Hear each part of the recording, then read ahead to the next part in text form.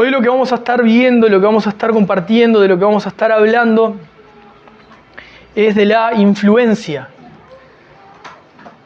Si tiene que haber un título, creo que no hay mejor título para hablar sobre este tema que vamos a ver que este mismo nombre, ¿no? Influencia. ¿Qué es la influencia o qué es influencia? Es la capacidad que tenemos o que pueden tener ciertas personas, pero todas la tenemos en mayor o menor medida, para poder ejercer sobre otro, ¿no?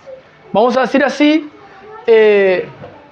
para ejercer sobre otro, sea persona o no, ¿no? A veces son situaciones que ejercen influencia, no en personas únicamente. Pero es esa capacidad que existe de poder cambiar, de poder modificar, de poder dar a otro la capacidad de ver, sentir o pensar, ¿no? Diferente, ¿no? Eso es influencia, eso es influenciar. Y quiero que vayamos al libro de Hebreos, al capítulo 3, que es un texto que en realidad es un texto que lo hemos escuchado y lo he predicado en más de una oportunidad, pero como a veces les digo, hoy lo vamos a estar viendo desde otra perspectiva, siendo el mismo texto, expositivamente hablando, pero haciendo énfasis en ciertos puntos que creo muy convenientes para poder compartir con todos ustedes. Entonces, Hebreos, vamos a estar viendo hoy el capítulo 3, y por nombre o por título a la prédica le vamos a llamar influencia. Y quiero que vayan al capítulo 3, y ustedes en el capítulo 3 van a tener un título que ya lo hemos conversado en alguna oportunidad, que ya lo hemos hablado en alguna oportunidad, que se llama Jesús, o que dice, mejor dicho, Jesús es superior a Moisés. Para algunos nada nuevo, para otros capaz que la primera vez que van a encontrarse con este texto frente a sus ojos, pero es importante que ustedes puedan prestar atención a esto. Entonces, en este momento voy a leerles el capítulo 3 y vamos a ir hasta el verso 6 en principio. Verso 6 en principio. Hebreos 3, 1 al 6. Y dice así en el nombre de Jesús: por tanto, hermanos santos, participantes del llamamiento celestial, consideren al apóstol y sumo sacerdote de nuestra profesión, Cristo Jesús, el cual es fiel al que le constituyó, como también lo fue Moisés en toda la casa de Dios. Porque de tanto mayor gloria que Moisés, es estimado digno cuanto tiene mayor honra que la casa el que la hizo. Porque toda casa es hecha por alguno, pero el que hizo todas las cosas es Dios. Y Moisés, a la verdad, fue fiel en toda la casa de Dios como siervo, para testimonio de lo que se iba a decir.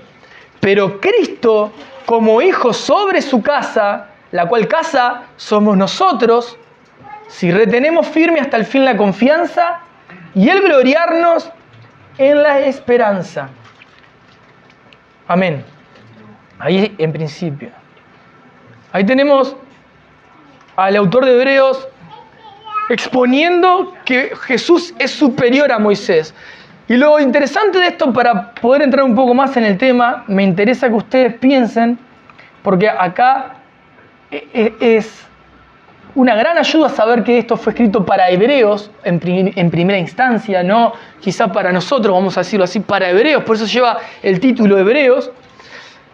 ¿Y por qué dice el título Jesús es superior a Moisés? Bueno, porque obviamente estos hebreos que estaban recibiendo esta carta, valga la redundancia, son descendencia de los hebreos que caminaron por el desierto, ¿verdad? Son la descendencia del linaje de aquellos hebreos que tenemos en el Antiguo Testamento, que pasaron por el desierto. ¿Y por qué el autor de Hebreos escribe Jesús es superior a Moisés? Bueno, sencillamente porque los hebreos, y acá viene la palabra que usé al principio, y esto es una cosa que les quiero compartir a todos, porque ahora me acordé de algo que es bien interesante. Los hebreos no aprendieron lo que vivieron sus antepasados porque alguien, vamos a decir así, en principio se los dejó escrito, o porque de repente ellos tienen ciertas características que se asemejan a los hebreos, por lo tanto, por descendencia genética o por otro tipo de situaciones, incluso espirituales. Pueden ser que estos hebreos sean similares a los hebreos del tiempo de Moisés. La realidad es que estos hebreos eran muy similares a los hebreos del Antiguo Testamento, simplemente, y no tan simplemente, por la influencia que provoca cualquier persona al lado de otra en el transitar de su vida.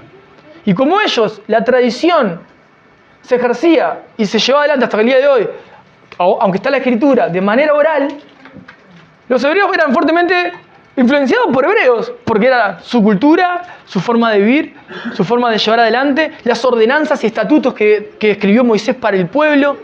Pero cuando llega Jesucristo y se revela como el Mesías esperado, estos hebreos ven a Moisés, que era el libertador del pueblo, y entran en un conflicto, porque Moisés era nuestro libertador, pero ahora vino el verdadero libertador, el Mesías prometido. ¿Cuál es el problema con esto? ¿Para qué escribe el autor de Hebreos esta carta a estos hebreos? Quiero que sigamos un poquito más abajo y vamos a leer algunas cosas más. Dice, hay un título allí que dice, el reposo del pueblo de Dios. Dice, por lo cual, como dice el Espíritu Santo, si oyen hoy su voz, no endurezcan sus corazones, como en la provocación, en el día de la tentación en el desierto, donde me tentaron sus padres, me probaron y vieron mis obras 40 años, a causa de lo cual me disgusté contra esa generación. Y dije, siempre andan vagando en su corazón y no han conocido mis caminos. Por tanto, juré en mi ira, no entrarán en mi reposo. Miren, hermanos, que no haya ninguno de ustedes corazón malo de incredulidad para apartarse del Dios vivo. Antes, exhórtense los unos a los otros cada día, anímense. Entre tanto que se dice hoy, para que ninguno de ustedes se endurezca por el engaño del pecado. Porque somos hechos participantes de Cristo, con tal que retengamos firme hasta el fin nuestra enseñanza del principio. Entre tanto que se dice, si oyen hoy su voz, no endurezcan sus corazones como en la provocación. ¿Quiénes fueron los que habiendo oído le provocaron? ¿No fueron todos los que salieron de Egipto por mano de Moisés?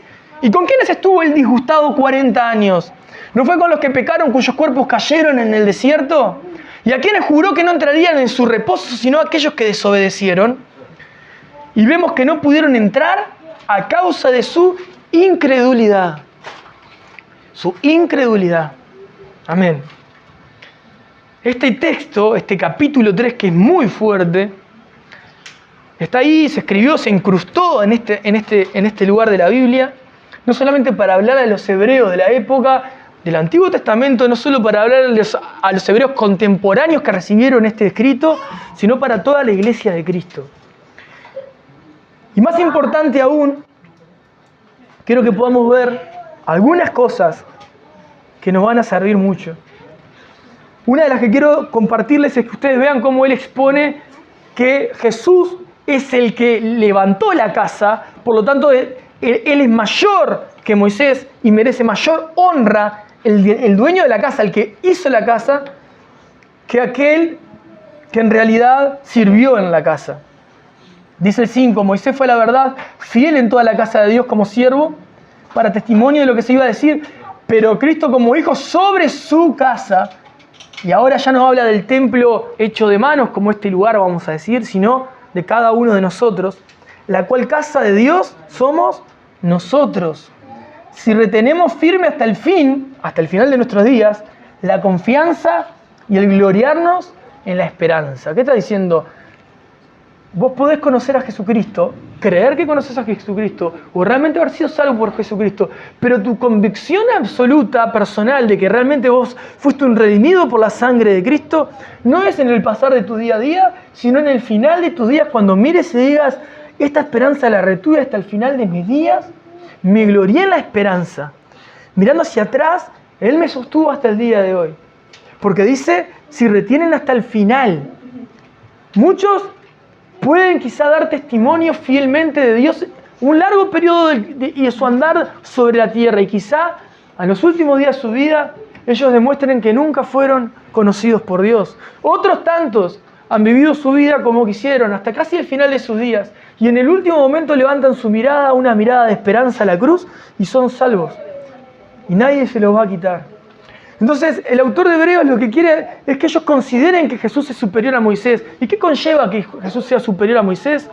Los hebreos estaban acostumbrados a creer que si guardaban las leyes, ellos guardando las leyes iban a estar bien delante de Dios.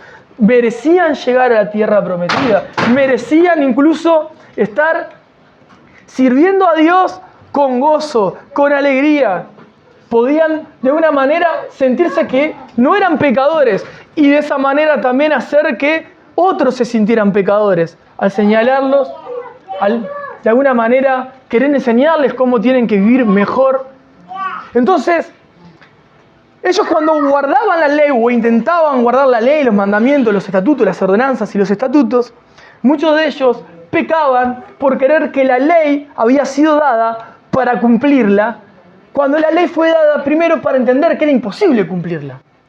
La ley era imposible cumplirla, la ley era el espejo que hacía que ellos vieran y dijeran, es imposible ser perfectos como Dios. ¿Qué vamos a hacer? Necesitamos al Dios Salvador. Pero ellos, en vez de actuar de esa manera, nos esforzaremos para mostrar que somos espirituales. Y haremos esto, y haremos lo otro, y haremos aquello, y haremos esto otro, para mostrar que podemos ser espirituales. Y este autor de Hebreos lo que quiere mostrarles es que Jesús es superior a Moisés. ¿Qué es eso? Que Jesús es mucho más que lo que vos creés que es Dios. Es mucho más que venir un día al templo, ¿no? A la reunión de la iglesia. Es mucho más que poder dar una buena ofrenda.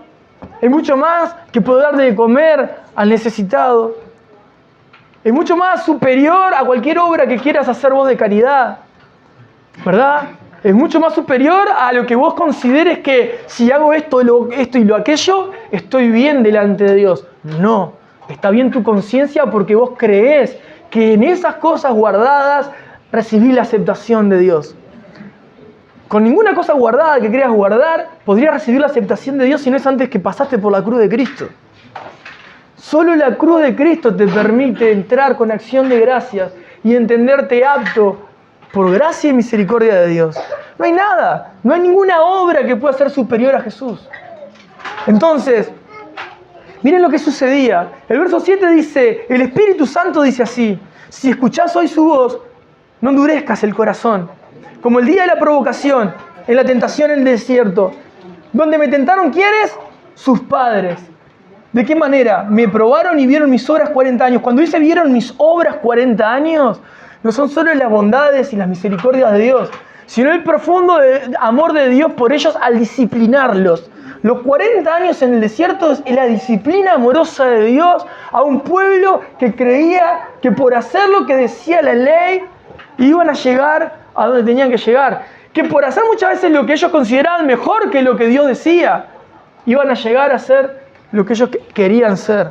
Porque no solo era que muchos intentaban guardar los estatutos y las leyes, sino que incluso muchos querían hacer las cosas como ellos creían y consideraban mejor. Por eso también tenemos por momentos que han levantado estatuas, por momentos se inclinaron y adoraron a ídolos, se postraron, entregaron su corazón, su mente, su adoración a cosas inexistentes, por la dureza de su corazón. Y el autor de Hebreos, ¿qué quiere? ¿Qué les está diciendo a estos hebreos? Pueblo hebreo, ustedes fueron fuertemente influenciados por su descendencia. No repitan lo mismo.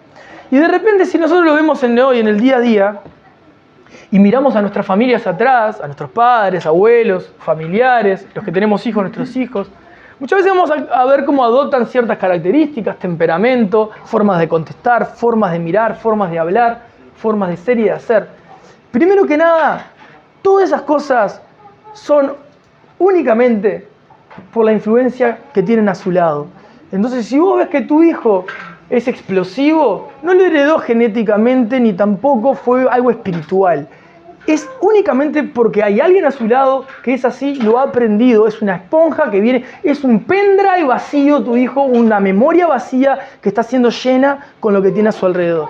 Entonces, tenés que entenderte pecador cuando entendés que estás influenciando para mal tu entorno.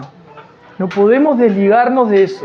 Y se lo digo así porque esto ya lo he escuchado a muchos de ustedes, y acá y de afuera, hermanos nuestros, que no se dan cuenta y que creen que muchas cosas que las que tiene su familia son por supersticiones. He escuchado hasta cosas como, por ejemplo, el mal de ojo. He escuchado cosas, por ejemplo, peores. Tengo peores para contar. La suerte, millones de cosas. Pero millones, no saben los disparates que he escuchado en este último tiempo. Y me parece muy pertinente poder hacerles entender que nosotros, en gran manera, somos así por la influencia que se ejerció alrededor nuestro, el entorno en el que nacimos. Si mi hija no hubiese crecido entre nosotros y la hubiese mandado a la otra parte del mundo, ella hubiese adoptado costumbres, formas de responder, formas de mirar, gestos y movimientos de los que tuvo a su alrededor. Lo que sí va a poder tener son rasgos en la apariencia, en la estética, en la altura, en la complexión física, que esos se transfieren genéticamente. Pero el alma, el área espiritual, se forma por la influencia ejercida en su entorno. Por eso la Biblia, desde el comienzo, enseña que a nuestros hijos tenemos que educarlos en la palabra de Dios todos los días. ¿Para qué? Porque si el niño es educado, criado desde el comienzo de su edad a la luz de la verdad de Dios, ¿qué creen que piense que va a adoptar más? ¿Qué características va a adoptar más? Las que están en la palabra de Dios, que son vividas por el exponente de la palabra de Dios, en ese caso sus padres. Lo que viven son las enseñanzas de la Biblia, a veces adulteradas, que nosotros le estamos transmitiendo a nuestra generación. El autor de Hebreos estaba preocupado por los hebreos porque estos hebreos estaban adoptando, por la fuerte influencia de la tradición oral y las escrituras, las mismas características que sus descendientes que habían pasado por el desierto. Estamos hablando de cientos de años atrás. Fíjense la capacidad y el poder que tiene la influencia, para bien o para mal. Si nosotros usamos la influencia de manera pecaminosa, podemos hacer un daño terrible. Otra de las cosas que es importante, yo quiero que esto le presten atención. Dice el verso 8: no endurezcan sus corazones como en la provocación en el día de la tentación en el desierto, donde me tentaron sus padres, voy al 9, me probaron y vieron mis obras 40 años. Y yo les dije, estos son las obras de gracia de Dios, provisión, cuidado y también la disciplina de Dios sobre sus vidas, la disciplina amorosa, que duró 40 años, donde en un desierto ellos estaban y podían salir, mirá, pero muy breve tiempo en comparación a los 40 años que estuvieron. Muy breve tiempo. Ahora, qué interesante es pensar, mirando hacia atrás, nuestra vida cristiana o hacia adelante, si quizás nos encontremos en este tipo de desierto. Porque el desierto espiritual, a veces decimos, estoy en un desierto espiritual, Dios está tratando conmigo. No estamos sobredimensionando, no estamos dimensionando correctamente el trato que está teniendo Dios con nosotros. El trato que Dios está teniendo con nosotros. El trato amoroso, pero muchas veces es una disciplina que duele. Muchas veces es una disciplina que duele, pero no deja de ser amorosa. No deja de ser amorosa. Mirá, ¿qué le sucede a este pueblo en el 10? O mejor dicho, ¿qué le sucede a Dios con este pueblo? Él dice, a causa de lo cual me disgusté contra esa generación. No contra estos hebreos, contra esa generación. Eso para eliminar lo que ya escuché hace unas semanas atrás en una consejería con un líder de las maldiciones generacionales. Por favor, olvídense que eso existe, eso no existe. Mi padre, mi abuelo, mi bisabuelo tienen su propia carga, han pecado, han hecho cosas buenas y se arreglan con Dios.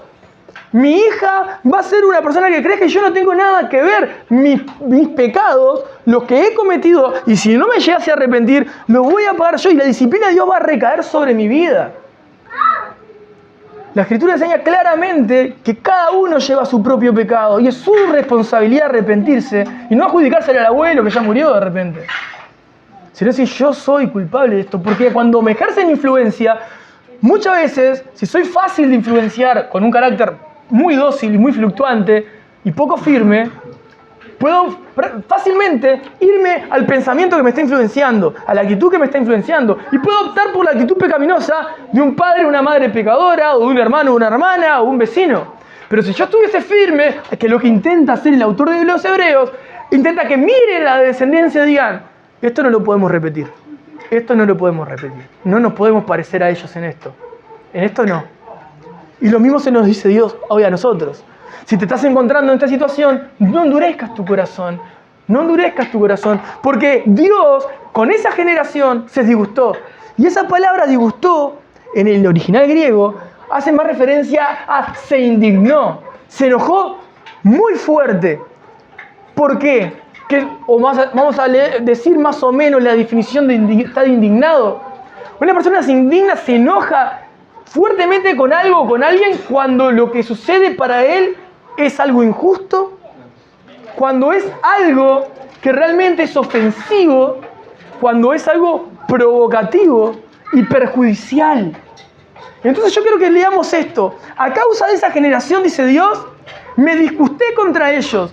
O sea que me indigné porque ellos fueron injustos, fueron provocadores, fueron personas ofensivas y por eso me disgusté 40 años con ellos. 40 años. Y fíjense otra cosa. Dios es perfecto.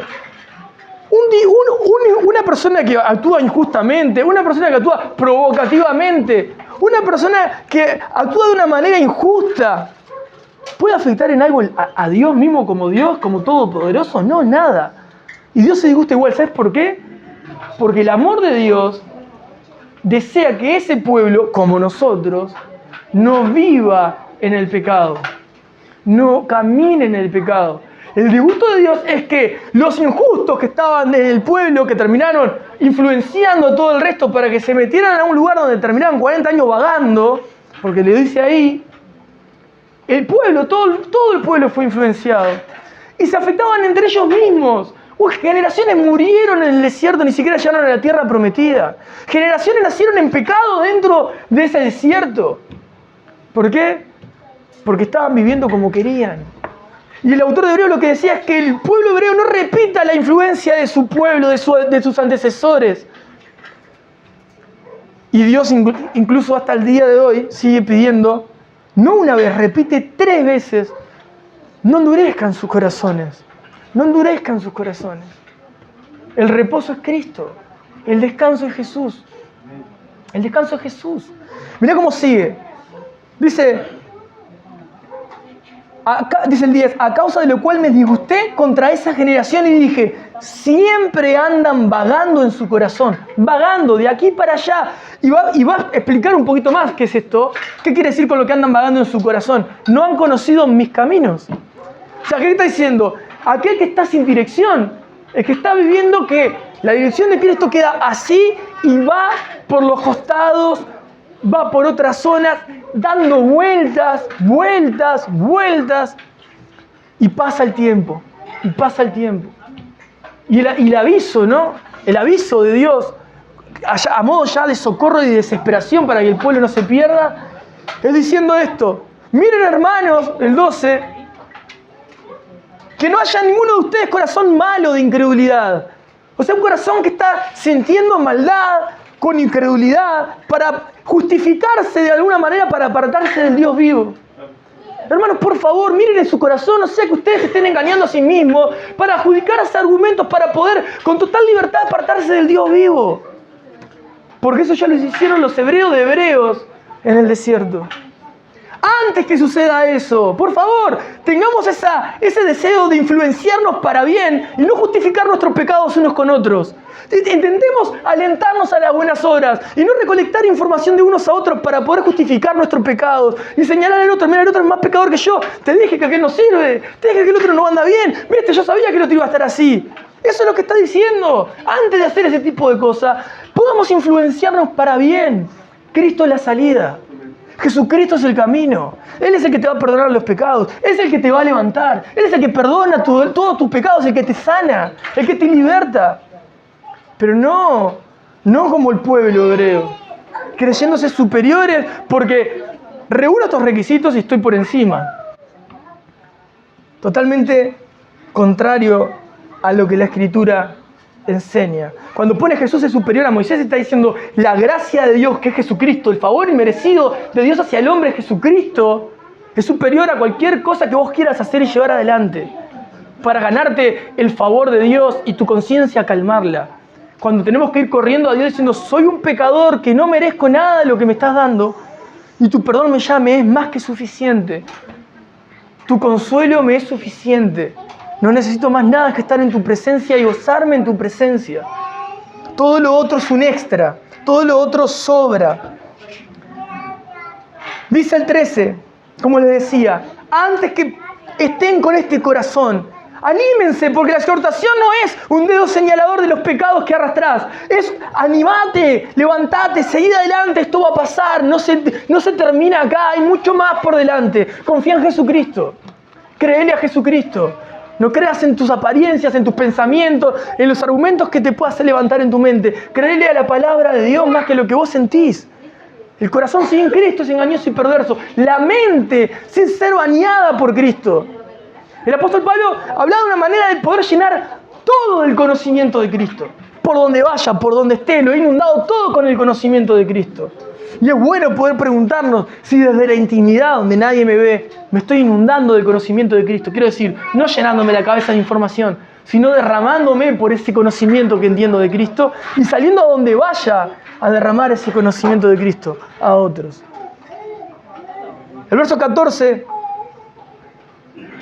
Bueno, vamos a leer el punto y coma y el 13. Dice, hoy, no mañana ni pasado, para los hebreos en ese momento les decía hoy, lo mismo para nosotros, para que ninguno de ustedes se endurezca por el engaño del pecado. Vuelve a hacer énfasis y vuelve a hacer, repite algo que a mí me agrada mucho. No dice, unos sí, otros no, unos pocos sí, otros pocos no. Dice, ninguno de ustedes. Ninguno de ustedes.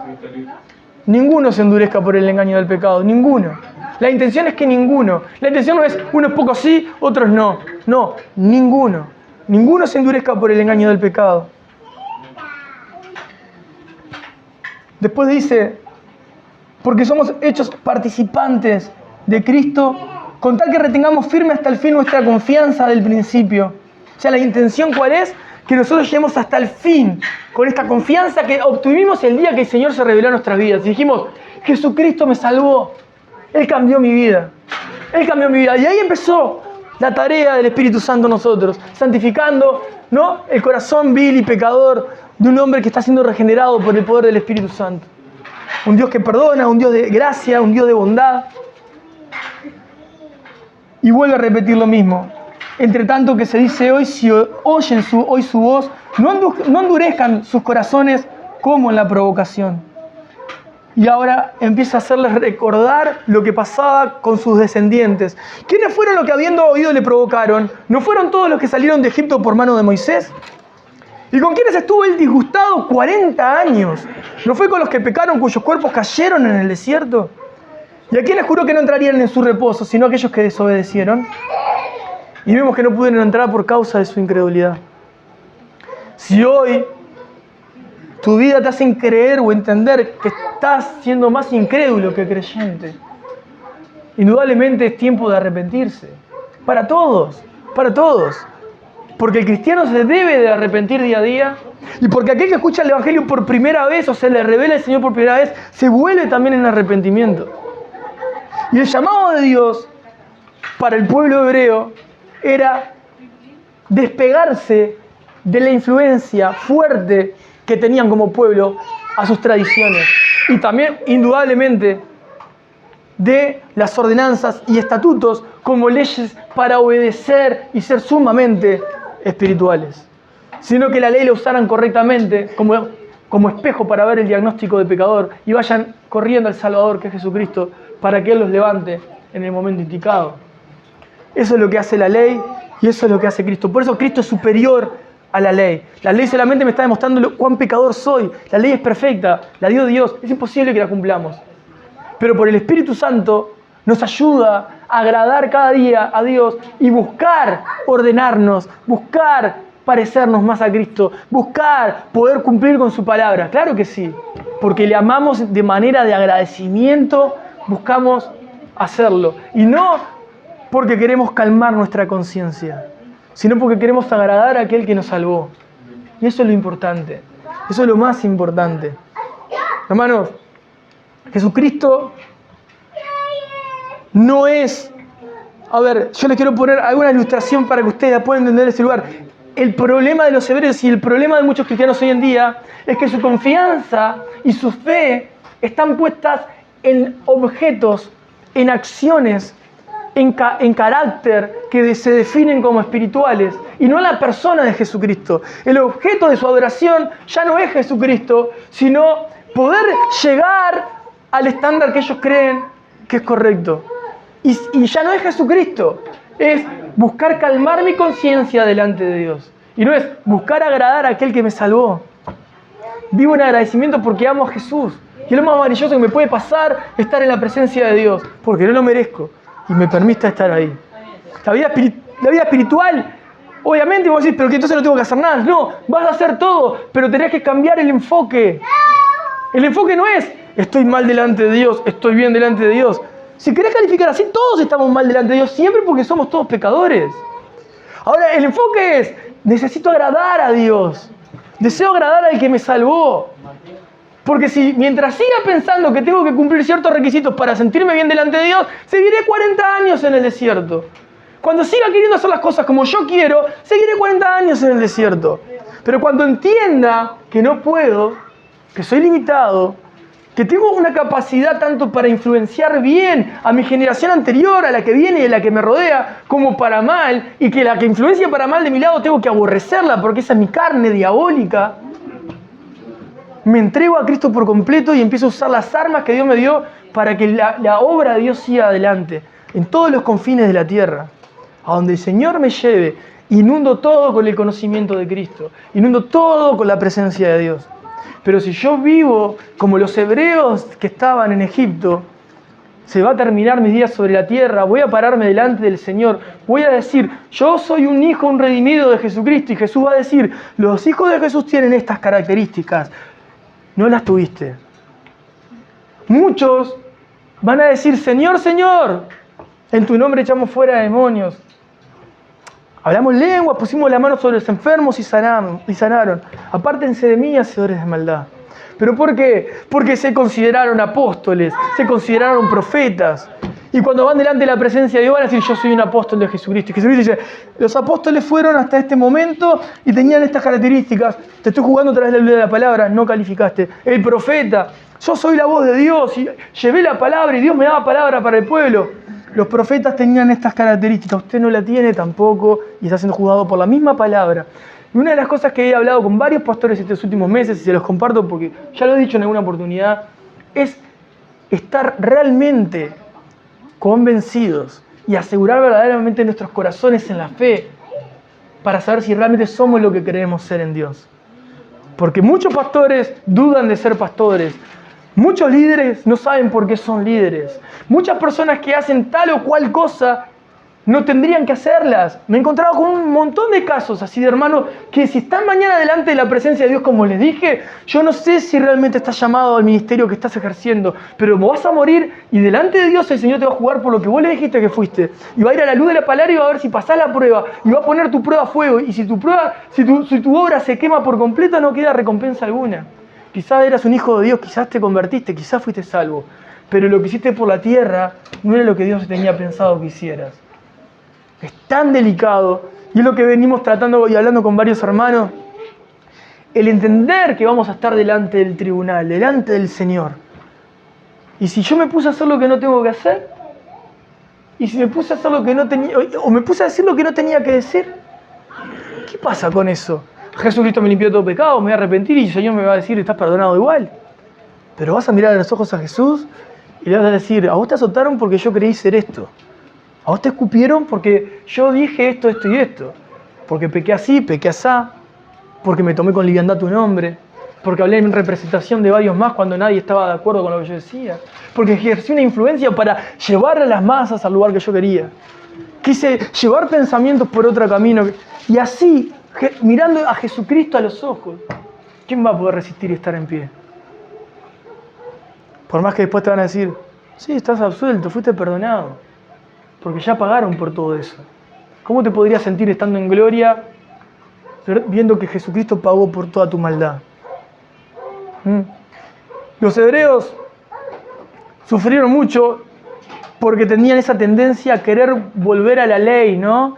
Dame mandamientos, dame cosas para hacer. Y el otro día le decía en la reunión que fui invitado a la iglesia en la que fui invitado a la reunión de hombres a compartir. Yo le decía, pero conozcan a Jesús, amen a Jesús y váyanse a vivir su vida a sus casas. Hace poco recibimos a una hermana, y lo puedo decir con libertad porque ella misma lo contó con toda libertad, que no está en nosotros porque vive muy lejos. Y ella nos contó que pasó de estar en una iglesia que eran 24/7 actividades. Cuando escucha el Evangelio nuevamente de una manera clara, se retiran de ese lugar. Llegan a otra congregación que dice, solo teníamos una reunión y nos sentábamos y después nos íbamos a mi casa. Y al tiempo me di cuenta que mi esposo era un violento y me violentaba. Yo creí que era un hombre de Dios porque era el tesorero de la iglesia en la que estábamos. Pero en realidad era un violento. Cuando pedí ayuda, me dijeron que tenía que perdonar y seguir adelante. No aguanté más los abusos y me fui. Después de servir a 15 años a Jesucristo, comencé a consumir cocaína. Y vino desesperada y creo que la mayoría de los presentes oramos por ella, ¿no? Y está sufriendo. Y Dios quiera que esté viendo esta prédica en algún momento. Porque obviamente que la esperamos y la amamos. Lo puedo decir con libertad porque ella misma lo dijo delante de la congregación. ¿Pero por qué le digo esto?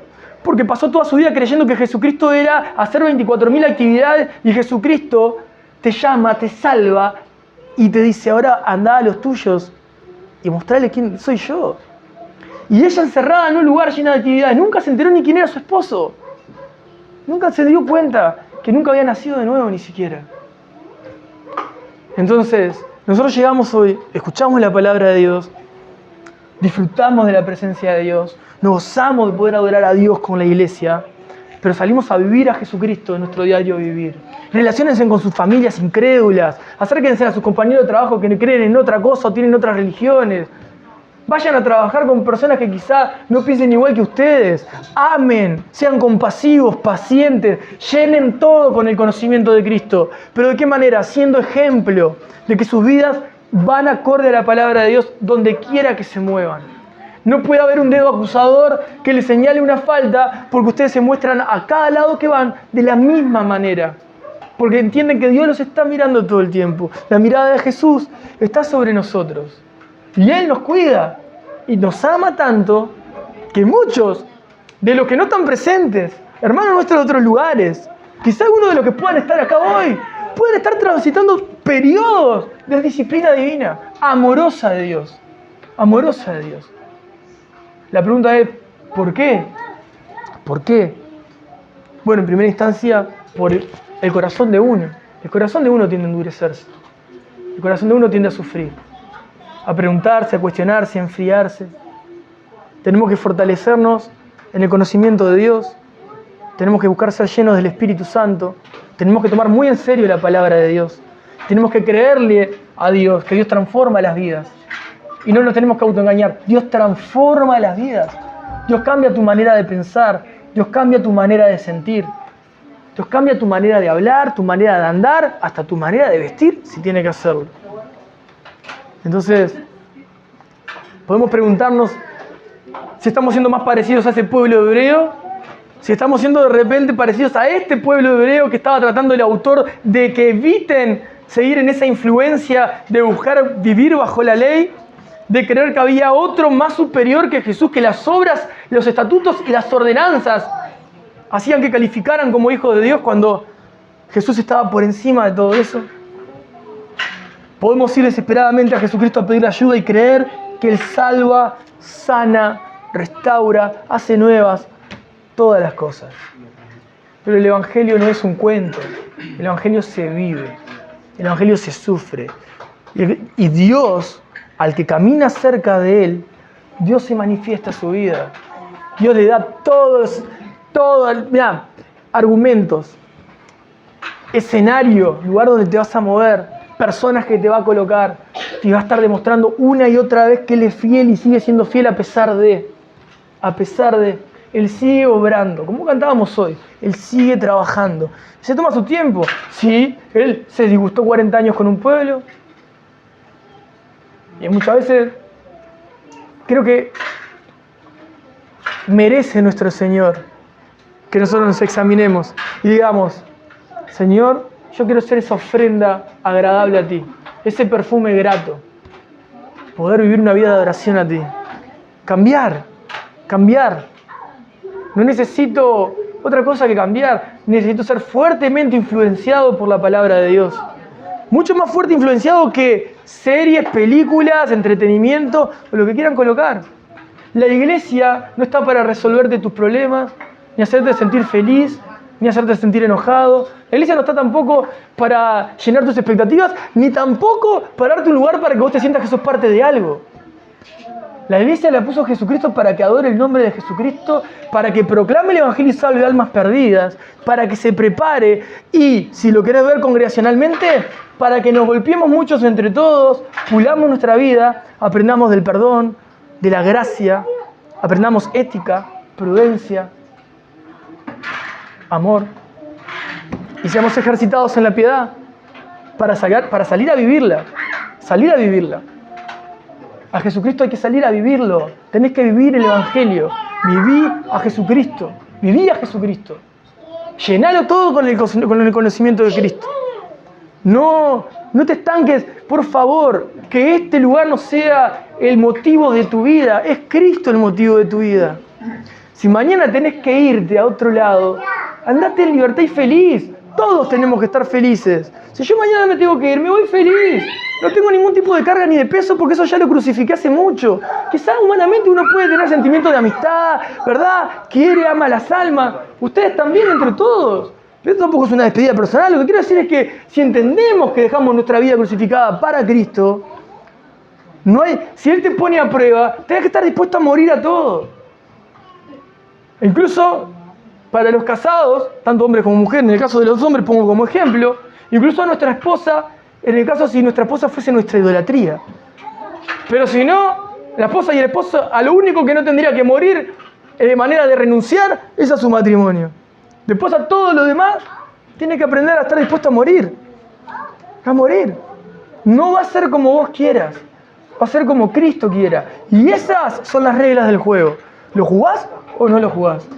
¿Jugás con las reglas de Jesucristo o jugás con tus reglas? Pero si jugás con las reglas de Jesucristo, vas a experimentar el mayor de los desafíos, el mayor goce que puedes experimentar en esta tierra y en la eternidad. Un Dios bondadoso y bueno que te acompaña y que forma tu vida a la imagen de Jesús. No es un juego esto condiciona la eternidad de todos los que estamos. Amén.